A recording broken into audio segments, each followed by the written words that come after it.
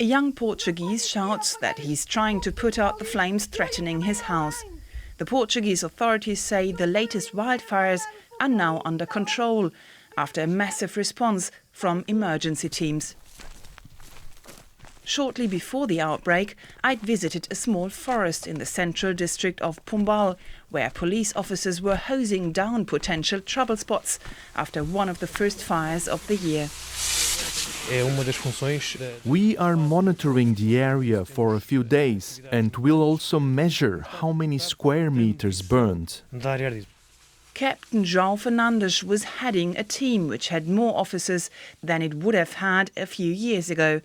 Since 2017, the number of highly trained personnel deployed to fight fires locally has doubled. 2017 was a watershed moment. It was necessary to adapt our firefighting strategy. Limpe os 50 metros de terreno à volta da sua casa. The government has introduced TV adverts to encourage people to do their bit to help. One of the problems has been the spread of highly inflammable eucalyptus trees and fewer people living on the land to keep them in check. Tiago Oliveira is the head of a government agency set up to coordinate the new policies. Mostly of the land is privately owned. In the 50s and the 60s, it was mainly for cattle grazing or small agriculture. And those people left the landowners. If they receive more money for managing their forest, they will manage the forest. But financial incentives for landowners who plant more fire-resistant species are still just an idea. Other parts of the government strategy haven't been implemented yet either, at least in some of the areas hardest hit in 2017. I'm in Nodrinho in the Portugal Grande region. This village lost 11 people, a third of its inhabitants, to the fires. The landscape is scattered with black tree skeletons, and many people here still remember what happened that day in June 2017, like it was yesterday.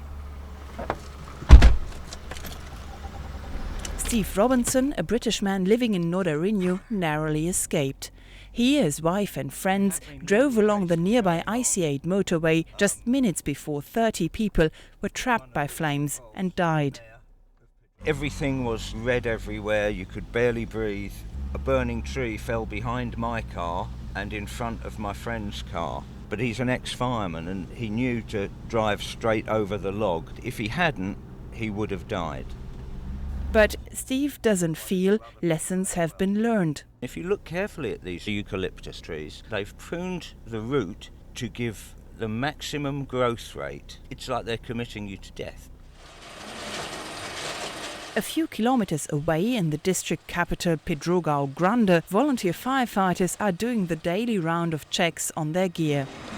The local fire brigade chief Luís Cunhal claims that his outfit hasn't benefited from any large increase in funding.